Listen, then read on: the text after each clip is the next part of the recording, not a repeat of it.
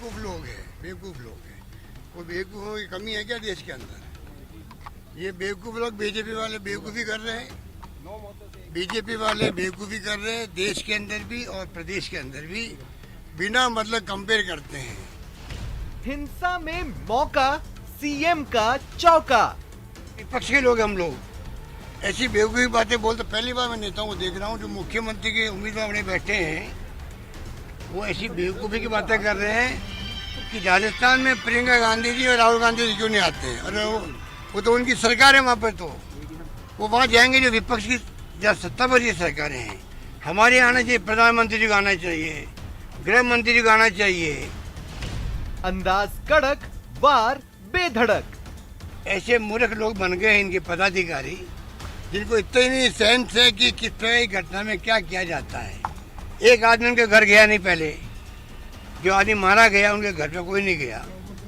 जाके जब उन्हें बैठते जाके मालूम पड़ता उनको, खाली यहाँ बैठे बैठे अखबारी करते रहते हैं और तो और सोशल मीडिया में कमेंट करते रहते हैं। बीजेपी का सियासी अखाड़ा सीएम ने जमकर लताड़ा।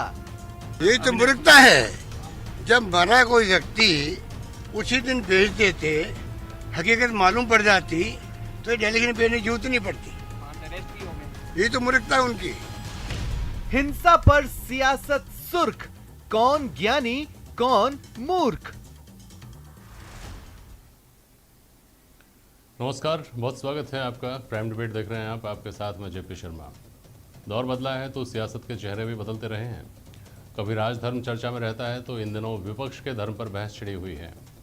लखीमपुर में राहुल प्रियंका के दौरे को रोकने की कोशिशों का मामला गर्म रहा तो इससे पहले हाथरस कांड से लेकर कई दूसरे मामले ऐसे रहे जहां विपक्ष के जाने से ज़्यादा उसको रोका जाना चर्चा में रहा। पीलीगंगा की घटना ने एक बार फिर विपक्ष की भूमिका को लेकर चल रही बहस को विस्तार दे दिया है। कांग्रेस कह रही है कि भाजपा पीलीगंगा को लखीमपुर का रंग देने की कोशिश कर रही है, जो कि कैसे भी मेल नहीं खाता। भाजपा सवाल खड़े कर रही है कि कांग्रेस को उत्तर प्रदेश जैसा दर्द कांग्रेस में क्यों महसूस नहीं होता। इस सबके बीच सवाल ये है कि ताज़ा दौर में सियासत में खिलाफत के तौर तरीकों में जो तब्दीली आई है वो हमारी जमहूरियत के जड़ों को मजबूत करती है या खोखला।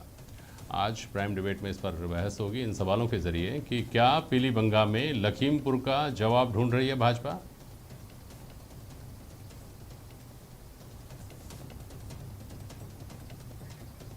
यूपी में पर्यटन पॉलिटिक्स थी तो पीलीबंगा में क्या है,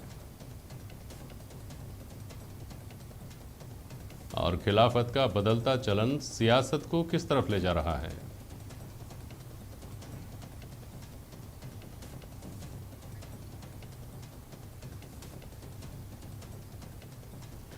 रामलाल शर्मा जी हैं हमारे साथ, भारतीय जनता पार्टी के विधायक और मुख्य प्रवक्ता। सुरेश चौधरी साहब हैं कांग्रेस के वरिष्ठ नेता और प्रवक्ता, और अवधेश आकोदिया जी हमारे साथ वरिष्ठ पत्रकार। बहुत स्वागत है आप सभी का।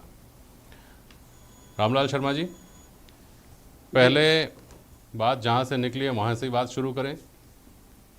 ये आरोप लगाया गया है कि आप लखीमपुर का जवाब पीलीबंगा में देने की कोशिश कर रहे हैं, और लखीमपुर की बात को ठंडी करने के लिए आप कोशिश कर रहे हैं कि पीलीबंगा में लाल पीले हों तो वहाँ की बात अपने आप ठंडी पड़ जाएगी।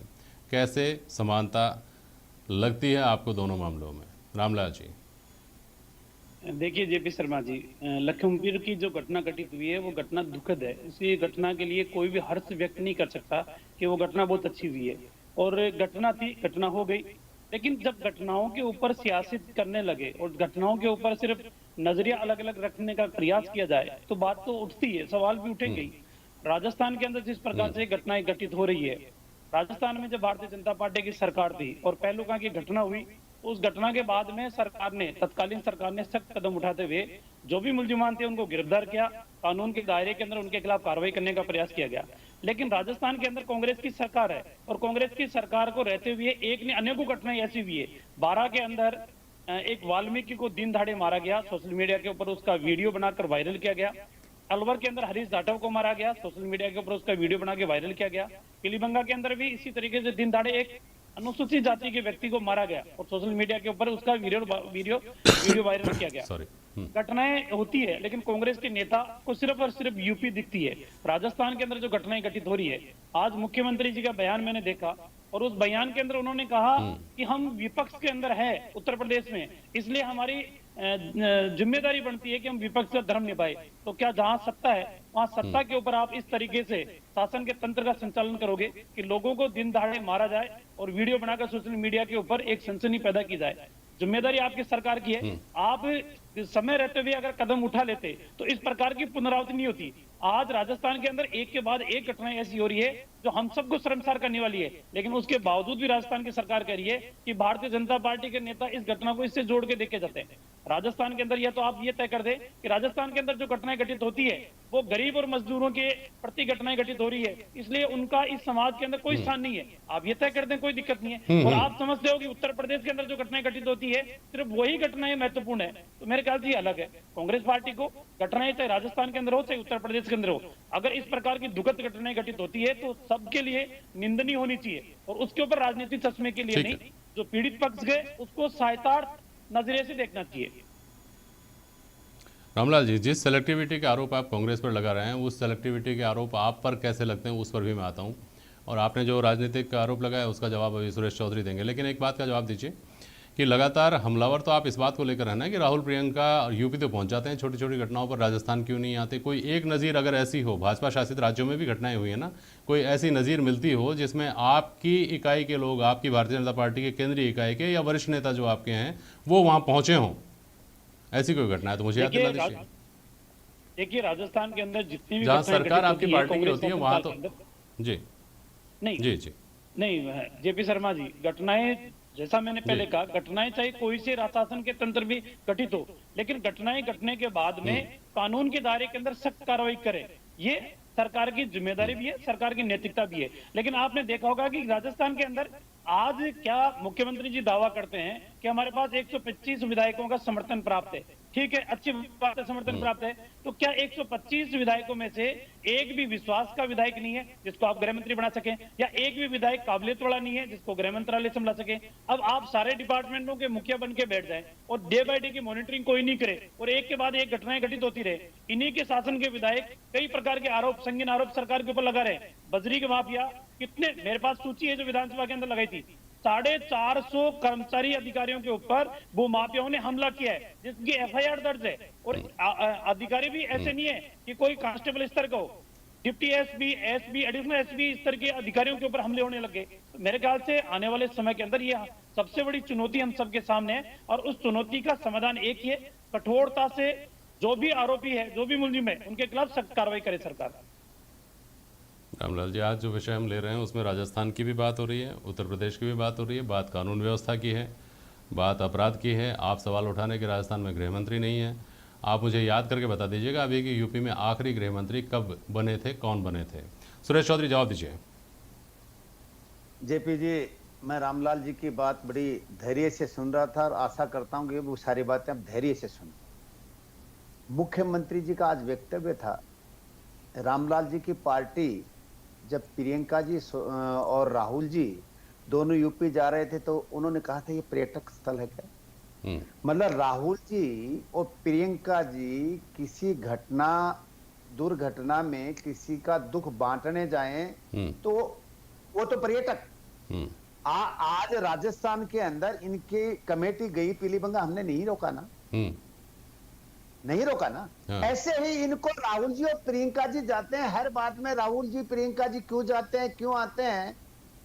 भाई हमने, आप गृह मंत्री जी को बुलाते हम रोकते, आपके राष्ट्रीय अध्यक्ष को बुलाते हम रोकते, आपने कमेटी भेजी हम रोकते। मैं कह रहा हूं कि किसी भी घटना में हमारी सरकार है, उसमें घटना को रोकना हमारी जिम्मेदारी है। कोई भी अत्याचार नहीं होनी चाहिए, जनता के साथ न्याय होनी चाहिए, ये हमारी जिम्मेदारी है। लेकिन ये बीजेपी का काम नहीं कि गृह मंत्री कौन होना चाहिए, गृह मंत्री कैसा होना चाहिए, गृह मंत्री आपसे पूछ के, आपसे राय लेके। अरे सुरेश चौधरी जी, 5 साल तक आप लगातार गुलाबचंद कटारिया पर हमला नहीं करते रहे क्या? मुख्यमंत्री कैसा होना चाहिए? अब आप कह रहे हैं कि ये विपक्ष का काम नहीं है, भाजपा का काम नहीं है। आपने सवाल नहीं उठाए थे क्या? मैं ये नहीं कह रहा हूं कि गृह मंत्री के ऊपर आरोप लगाना बीजेपी का कतई गलत नहीं है। गृह मंत्री कौन होना चाहिए, अधिकार बीजेपी का नहीं है। बीजेपी ये नहीं कह सकती कितनी टाइम फुल टाइम बनाने क्या चाहिए। राजस्थान, लेकिन राजस्थान में गृह मंत्री तो होना चाहिए ना। राजस्थान जी मैं आपके बीच में नहीं बोला, आपके बीच में नहीं बोला, आप बीच में नहीं बोला। कृपया मान आप अपनी विधायकी की गरिमा रखें। आपने मैंने पूरा गौर से सुना आपको, आप सुने। मैं कह रहा हूं उसके बाद में पूरे भारत में आप पीली बंगाल और लखीमपुर खीरी की घटना को, एक घटना तो वो कि मंत्री का बच्चा गाड़ी चला के निहत्थे किसानों को कुचल रहा है, वो घटना है, वो पीली बंगाल घटना बराबर कैसे हो सकते हैं? आज मंत्री, और मैं कह रहा हूं ये कहते हैं ना हमारी पार्टी तो सुसंस्कृत वो समाज को इकट्ठा लेकर राष्ट्र की अंतर्राष्ट्रीय सबसे बड़ी पार्टी है। आज गृह राज्य मंत्री, जब किसी का बच्चा जेल में है, देश का गृह राज्य मंत्री उसका बाप है, तो क्या न्याय होने की आशा है? जिस गरीब किसानों को कुचल दिया सड़क पे और गृह मंत्री सीट पे है, तो ये न्याय हो सकता है? प्रियंका जी, राहुल जी, प्रदेश के मुख्यमंत्री अशोक गहलोत जी, गोविंद डोटासरा जी, हम गरीब को गणेश मान के करेंगे काम। हम किसी भी, चाहे एससी हो, चाहे एसटी का हो, चाहे कोई भी गरीब हो, उसके साथ अन्याय नहीं होने देंगे। जिसने भी गलती कहने से भाषणों में गरीब का उत्थान नहीं होगा। यथार्थ के अंदर आप करके बताओ, यथार्थ में करके बताओ सुरेश जी, भाषणों के अंदर उत्थान नहीं होगा। एक के बाद एक अनुसूचित जाति जनजाति के लोगों के साथ हम हमारी बात रखेंगे, जनता के सामने रखेंगे, जनता के बीच बात उठाएंगे। जालोर की घटना घटी हुई है, हम उसकी भी हत्या की गई है, आपको भी सजा देगी।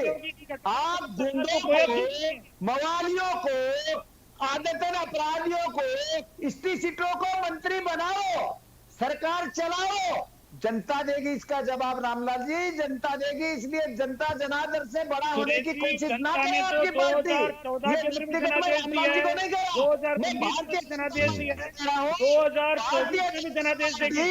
जनता की परवाह करो, राज्य मंत्री की चिंता करो, जनता ने आपको क्यों ना करा में कि या तो सुधर या 2 दिन बाद में मैं सुधार दूंगा, 2 दिन बाद में उसका बेटा गाड़ी लेके। सुरेश जी एक मिनट, रामलाल जी सुनिए, सुरेश जी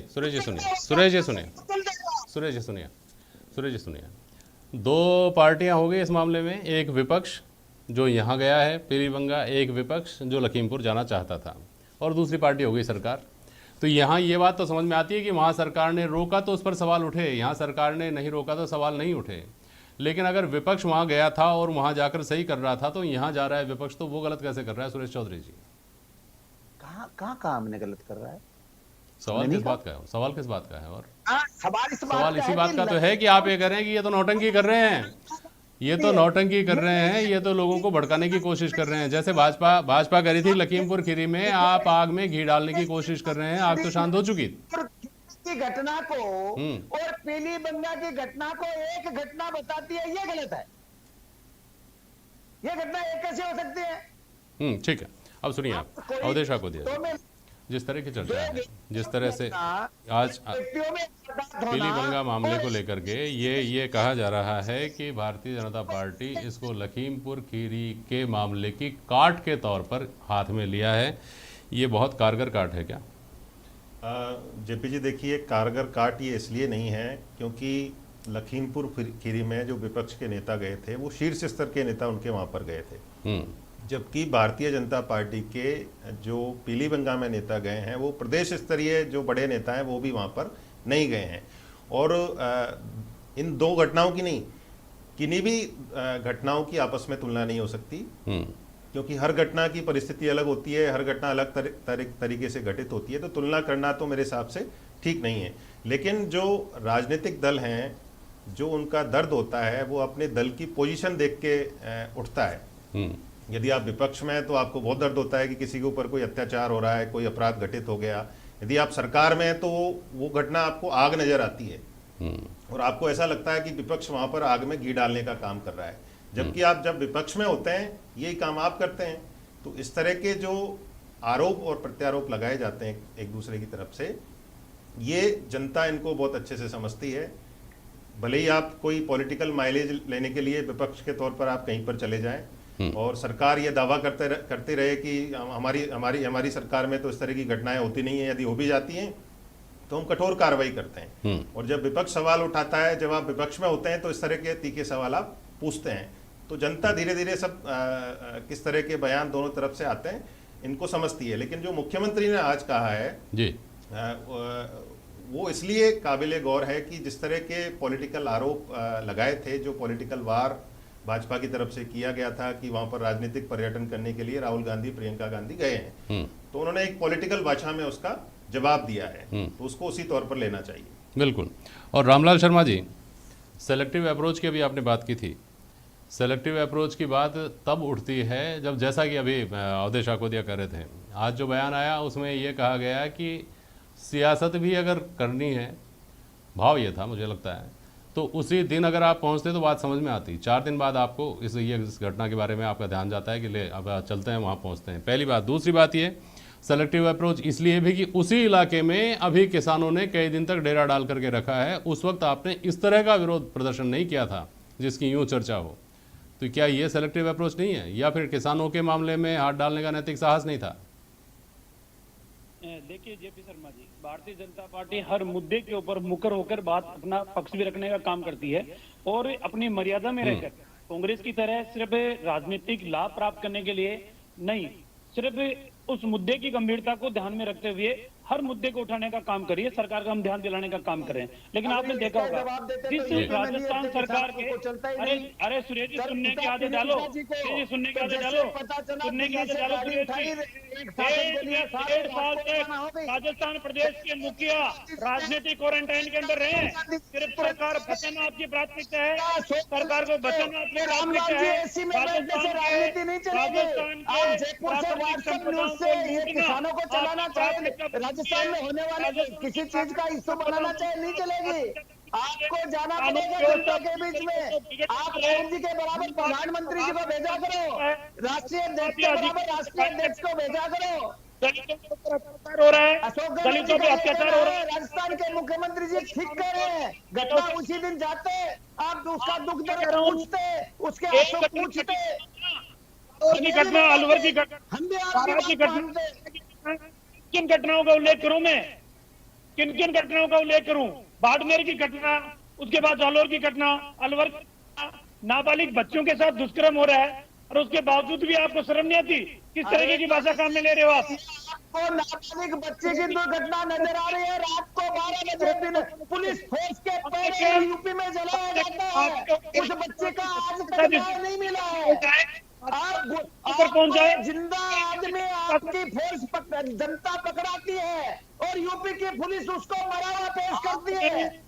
इसलिए आप ये गुंडागर्दी छोड़े, जमीन पे आए, जनता की सेवा करना सीखे, जनता जनार्दन का आदर करना सीखे, प्रजातंत्र में अहंकार नहीं चलता। मुख्यमंत्री जी ने ठीक कहा कि विपक्षी पार्टी का धर्म निभाओ।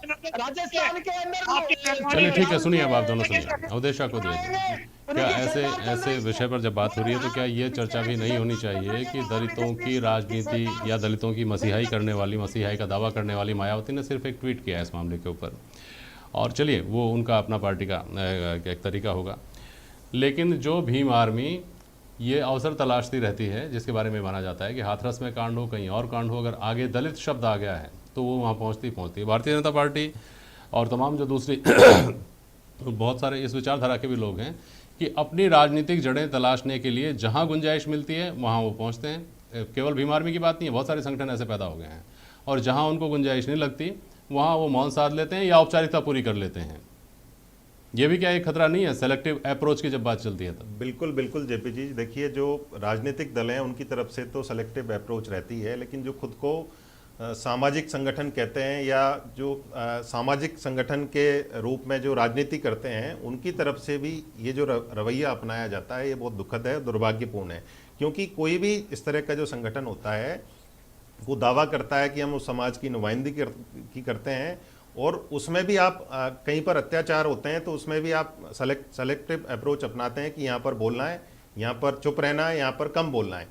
और इस वर्ग के बारे में बोलना है, इस वर्ग के बारे में नहीं बोलना है। हाँ। मानव अत्याचार भी अलग अलग दर्द देता हो। मतलब देखिए, आप कोई भी इस तरह की घटना होती है, कोई अपराध होता है, तो उसमें भी ये देखा जाता है कि वो किस वर्ग का है, किस जाति का है, किस क्षेत्र का है। तो इतने तरह के अंतर आप करेंगे, इतने तरह के विभेद आप करेंगे, तो आपकी जो आवाज है उसमें उतना दम नहीं रहेगा। क्योंकि आपका एक मकसद है उस तरह की आवाज उठाने का। जब आपका कोई मकसद रहेगा इस तरह का, तो जो आवाज उठाएंगे, जिसके खिलाफ उठा रहे हैं आप, जिस सरकार के खिलाफ उठा रहे हैं, वो भी आपको उतना सीरियसली नहीं लेगी और लोग भी धीरे धीरे समझने लग जाएंगे। इसलिए जो इस तरह के संगठन है वो अपना औचित्य खोते जा रहे हैं धीरे धीरे। ठीक बात है, बहुत शुक्रिया उदय जी आपका। आप सभी का बहुत बहुत शुक्रिया आज प्राइम डिबेट में शामिल होने के लिए। आज के लिए बस इतना ही, नमस्कार।